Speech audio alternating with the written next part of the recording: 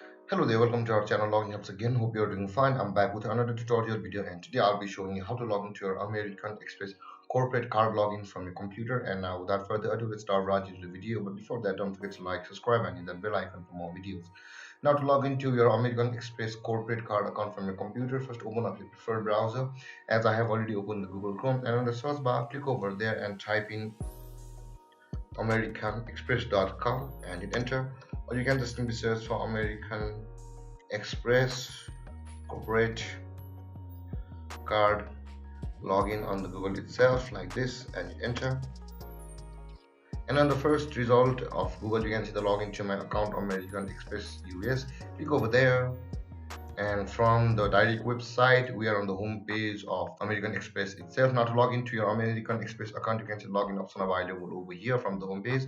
On the top right corner of the screen, click over there, and after that you can see you'll be redirected to the same page from both sides, from the Google result as well as the website. Just close one of these.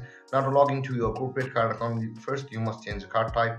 Click over here and click on American Express @work, and then enter your corporate user ID, and after that enter your password, and then click on login to sign into your American Express corporate account.